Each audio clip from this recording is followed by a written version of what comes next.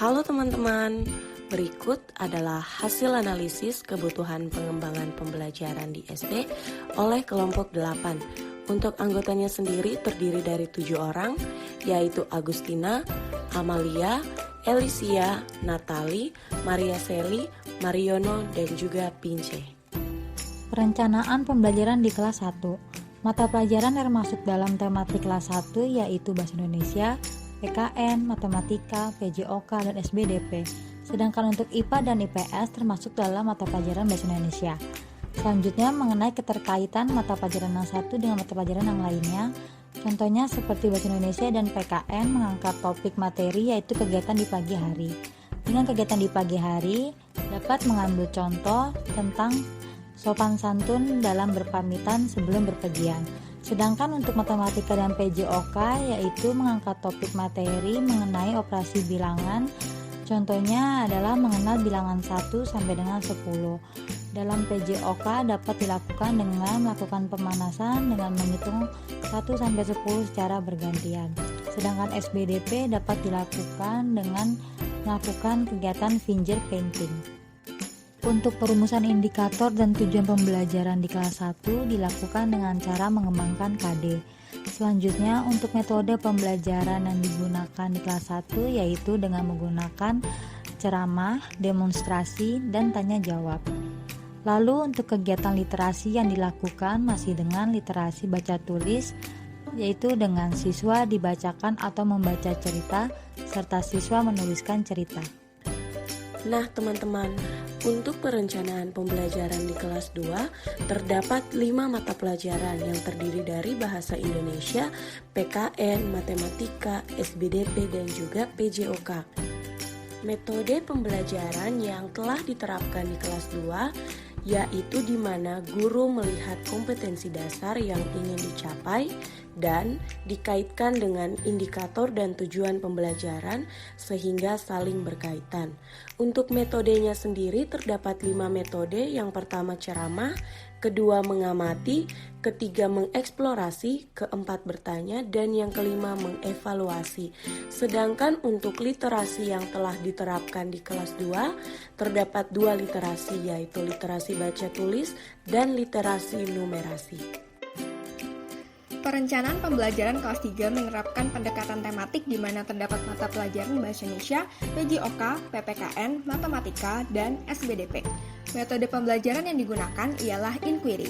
Kemudian, dalam perumusan indikator serta tujuan pembelajaran dilihat dari perumusan yang ada sebelumnya serta menyesuaikan kembali dengan kondisi kelas. Di kelas 3 ini sudah menerapkan 3 literasi, yaitu literasi budaya, numerasi, dan baca tulis. Selanjutnya, terkait perencanaan pembelajaran di kelas 4. Mata pelajaran yang dilaksanakan secara tematik yaitu Bahasa Indonesia, PKN, IPS, IPA, dan SBDP. Kemudian, indikator pembelajaran dirumuskan dengan melihat KI dari pemerintah, sedangkan tujuan pembelajaran disesuaikan dengan tuntutan dari yayasan. Tuntutan tersebut levelnya di atas dari apa yang telah diberlakukan oleh pemerintah dan tetap disesuaikan dengan situasi pandemi.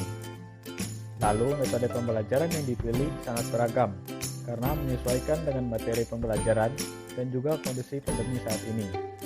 Untuk saat ini sendiri, kegiatan literasi cukup sulit untuk dilaksanakan di masa pandemi.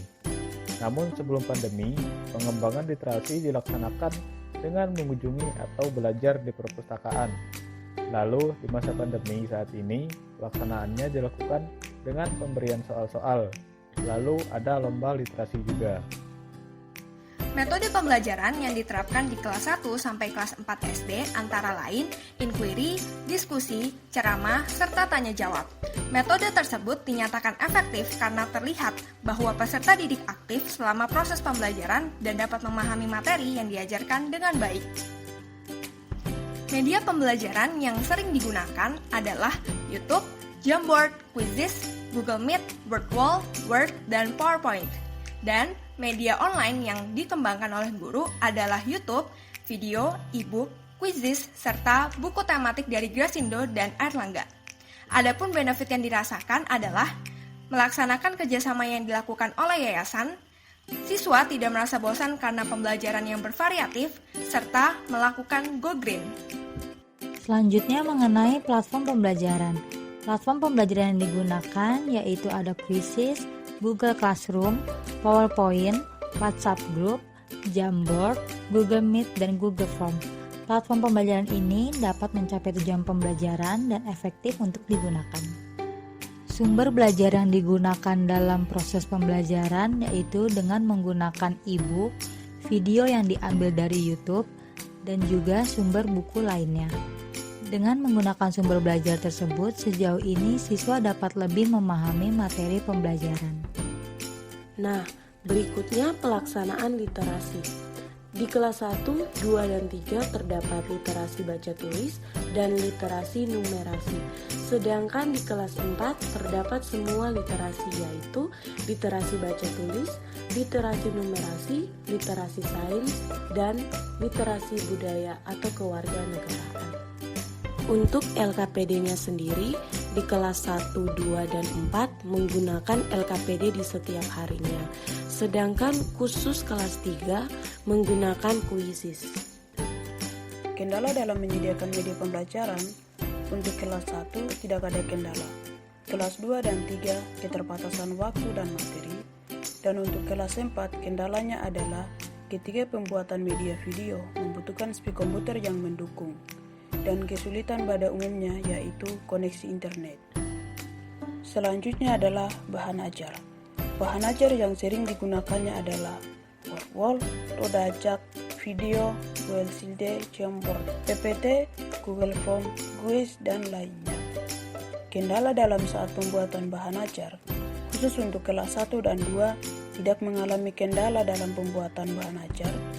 Untuk kelas 3 kendalanya adalah keterbatasan materi, dan untuk kelas 4 kendalanya adalah cara penyusun KD dari pemerintah dan kurikulum dari sekolah.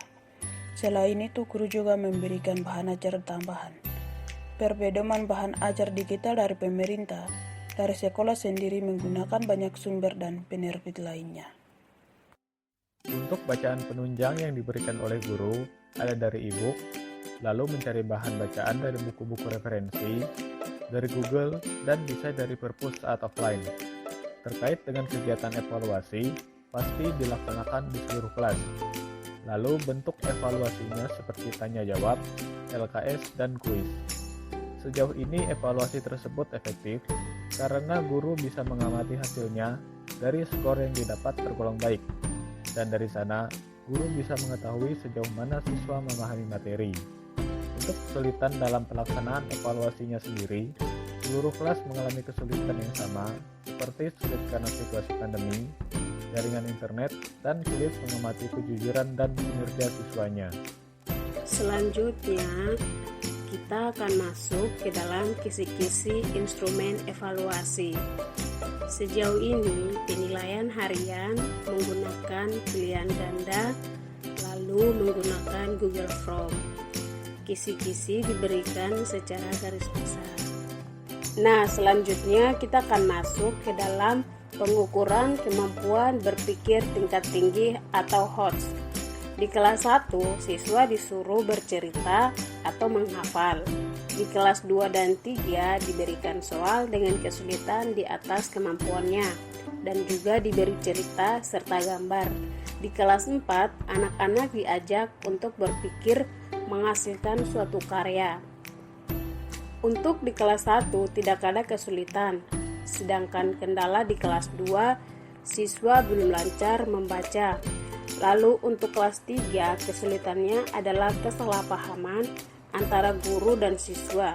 Dan untuk kelas 4 dikatakan bahwa karena anak-anak sekarang sulit diajak berpikir tingkat tinggi, anak-anak lebih suka yang instan. Nah, pada bagian ini kita akan membahas tentang pedoman atau rubrik penilaian. Untuk rubrik penilaian kelas 1 dan 3, penilaian hanya untuk aspek psikomotorik.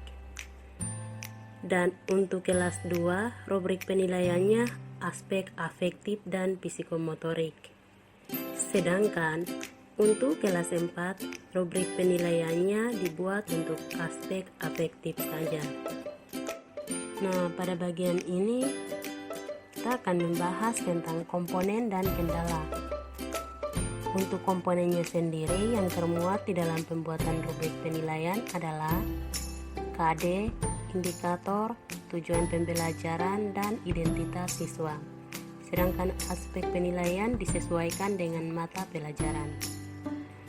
Untuk kendalanya, yang tidak mengalami kendala kelas 1, 2, dan 3. Sedangkan kelas 4 terkadang guru bingung bagaimana yang hendak dinilai. Selanjutnya, pengelolaan hasil evaluasi pembelajaran. Untuk kelas 1, 2, dan 3, pembelajaran akan dilanjutkan ke tahap selanjutnya. Untuk siswa yang belum memahami materinya, akan dicari tahu penyebabnya. Sedangkan untuk kelas 4 yaitu melakukan tahap menganalisa nilai, menyusun tindak lanjut dan mengoreksi hasil. Dilakukan secara terbuka agar siswa dan guru sama-sama mengetahui hasilnya, dan apabila ada siswa yang remedial, guru bisa mencari tahu penyebabnya. Berikut adalah hasil analisis yang sudah dilakukan khusus pada pembelajaran matematika di kelas 4. Tahap awal yang dilakukan dalam menyusun pembelajaran matematika di kelas 4 adalah mencermati KD, menentukan indikator, melihat kalender pendidikan, kemudian membagi waktu untuk menentukan berapa kali pertemuan selama 1 tahun, per semester, dan per minggu.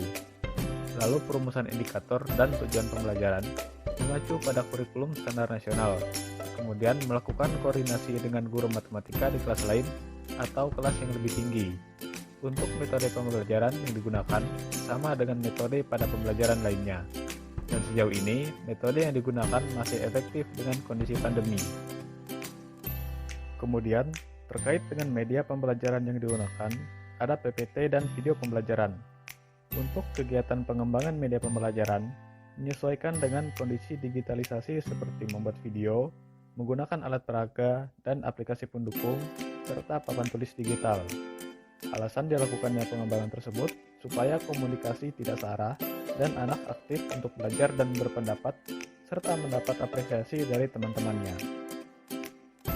Berkaitan dengan pembuatan LKPD, hal tersebut pasti dilakukan dengan komponen yang termuat di dalamnya sama dengan LKPD pada pembelajaran lainnya. Dan sejauh ini belum ada kendala yang dialami dalam pembuatan LKPD matematika. Selanjutnya, untuk bahan ajar yang digunakan masih sama seperti pembelajaran lainnya, dan kendala utama yang dialami dalam pembuatan bahan ajar adalah jaringan internet, terutama ketika mencari bahan, dan solusi dari kendala tersebut adalah pindah tempat. Dan untuk bahan bacaan penunjang, guru tidak memberikan atau merekomendasikan, semua tergantung usaha siswa dalam memenuhi kebutuhannya. Berikutnya terkait kegiatan evaluasi pembelajaran, hal tersebut selalu dilakukan dengan aktivitas seperti menyewa tulisan, praktek, dan kerja tugas di Google Classroom. Dan sejauh ini hal tersebut masih efektif.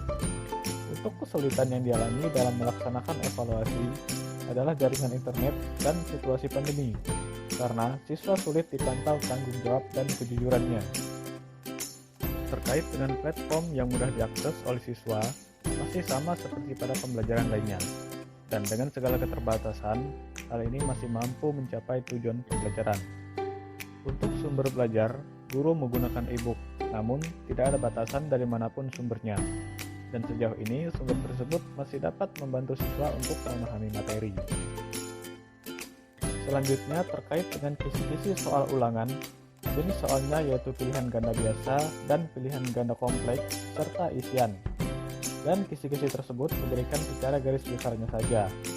Lalu, cara guru dalam mengukur kemampuan berpikir tingkat tinggi siswa, yakni dengan menerapkan soal berbasis AKM, yang membutuhkan proses pemahaman dalam mengerjakannya. Dan untuk kesulitan dalam melakukan pengukuran tersebut, adalah pada tahap awal harus melakukan sosialisasi ke orang tua, dan juga sabar dalam mendampingi anak. Kemudian, berkaitan dengan rubrik penilaian hasil pembelajaran, guru selalu membuat rubrik tersebut, dan sejauh ini tidak ada kendala dalam pembuatannya. Berikutnya, tahap lanjutan setelah melakukan evaluasi, guru mengkoreksi jawaban dan memberikan feedback ke siswa, dan pengolahan hasil evaluasi tersebut dilakukan secara terbuka. Selanjutnya, di dalam pembelajaran berbasis literasi budaya, khususnya pada kelas 1 dan 2, masih belum diterapkan, dan untuk kelas 3 masih semacam perkenalan saja. Namun, untuk kelas 4, pembelajaran berbasis literasi budaya sudah mulai diajarkan. Berikut adalah hasil analisis yang sudah dilakukan. Terkait perencanaan pembelajaran literasi budaya di kelas 4, sekolah menerapkannya dengan cara mengaitkan dengan seluruh mata pelajaran tematik. Kemudian, untuk kegiatan dalam pembelajarannya sendiri, yaitu dengan membaca materi di e-book yang telah dibuat oleh sekolah, lalu ada juga menggambar batik 2 dimensi. Untuk pelaksanaan pembelajarannya sendiri, menggunakan platform ataupun sumber pembelajaran seperti Google Classroom dan PowerPoint interaktif. Pembelajaran literasi budaya dilaksanakan dan diterapkan secara rutin dengan menyesuaikannya dengan tema pembelajaran. Berikutnya, terkait cara guru dalam mengembangkan media pembelajaran sehingga menjadi lebih efektif, inovatif, dan efisien adalah dengan banyak belajar dan ikut pelatihan, serta browsing di internet, lalu banyak bertanya ataupun sharing dengan sesama guru paralel. Lalu untuk media pembelajaran yang digunakan masih sama seperti pada pembelajaran lainnya. Untuk kesulitannya sendiri, yaitu ketika membuat media active presenter, membutuhkan suasana yang kondusif. Selain itu, videonya terkadang error dan tidak bisa digunakan. Dan untuk bahan ajar yang digunakan, tidak jauh berbeda dengan bahan ajar pada kegiatan pembelajaran lainnya. Salah satu kendala yang dialami dalam menggunakan bahan ajar adalah ketika menggunakan e-book, karena banyak kekurangan serta informasi yang diberikan masih kurang lengkap. Kemudian, untuk kegiatan evaluasinya, yaitu tanya jawab ketika meeting, latihan keterampilan seperti menggambar, dan penilaian harian. Sekian hasil analisis kami terkait pembelajaran di kelas 1 sampai 4 SD di salah satu sekolah Katolik Tangerang Selatan. Semoga bermanfaat ya. Terima kasih.